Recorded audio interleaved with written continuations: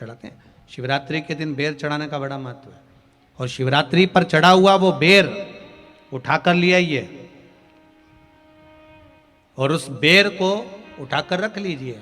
मान लो किसी को उदर से जुड़ी हुई जब तकलीफ रहती है, पेट से जुड़ी हुई तकलीफ रहती है, पेट से जुड़ी हुई कोई भी प्रॉब्लम हो, अगर पेट से जुड़ा हुआ कोई भी रोग आपको लग गया और डॉक्टर की दवाई चल रही है, सारी औषधि चल रही है, जो शिवरात्रि पर आपने बेर चढ़ाया है वो बेर अगर आपके यहां रखा हुआ है, वो बेर उस रोग वाले व्यक्ति को खिला दीजिए।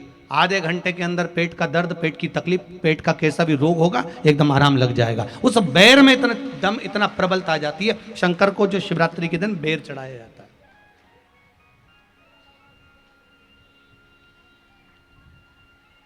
भगवान शिव पर समर्पित हुआ वो बेर का इतना महत्व महाराज।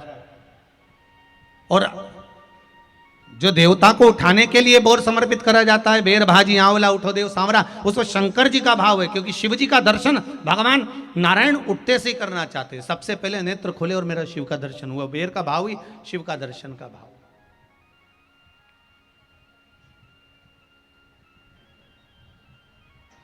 कितनी बड़ी औषधि होगी बेर के अंदर, जरा देखिएगा कि मेरे राम जी शबरी अम्बा के दरवाजे पर पहुंचे।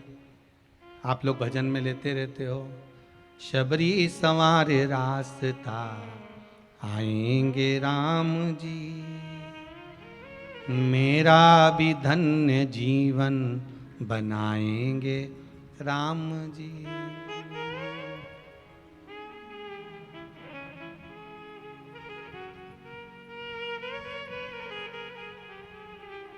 और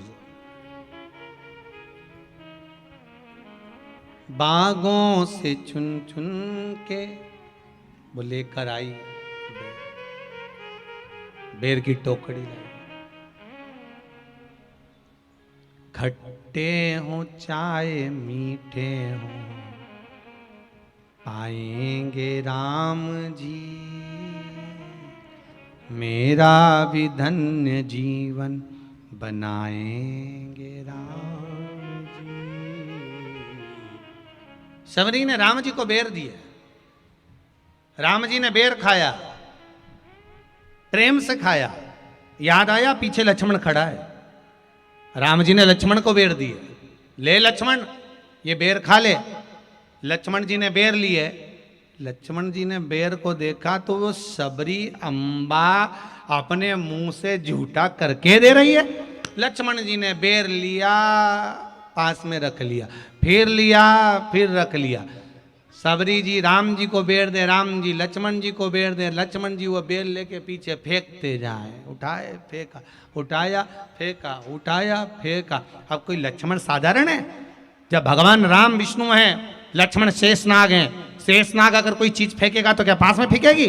उठाया फेंका, कोसों दूर जाकर गिरा। और वो बेर कब काम आया? जब लक्ष्मण जी को शक्ति लगी, बाण लगा, लक्ष्मण जी मूर्छा होकर जमीन पर पड़े।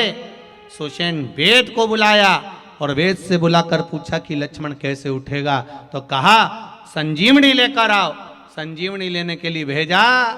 तब संजीवनी लेने के लिए जब श्री हनुमान जी महाराज गए, संजीवनी बूटी जब लेकर आए और लक्ष्मण जी को जो दी, तब राम जी पहचान गए ये संजीवनी कोई दूसरी नहीं है। लक्ष्मण जी को जो बेर खाने को दिया था वो बेर फेंक दिया था, उसी बेर की पत्ती है जिसको निचोड़ निचोड़ कर लक्ष्मण जी को खिलाना पड़ी है। तो राम जी रोते रोते बोले पहले ही खा लेता तो खाना नहीं पड़ती। कोरोना का टीका पहले ही लगवा लेता तो दादा निपटता ही नहीं। लगे तो खाया ही।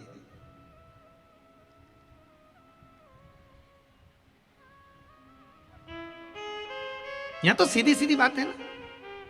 कहा पोलियो की दवाई जन्म लिए बच्चे से लेकर 5 वर्ष तक के बच्चे को पोलियो की दवाई पिलाई जाएगी। पोलियो की दवाई पियो तो हाथ पैर से विकलांग नहीं होगे। बोलो, बोलते कि नहीं बोलते? पियो विकलांग नहीं होगे।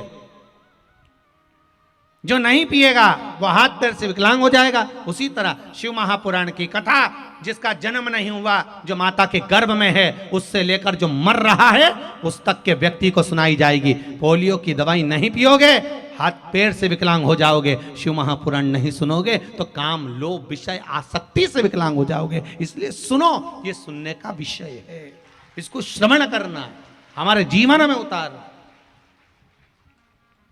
ये मिलेगी।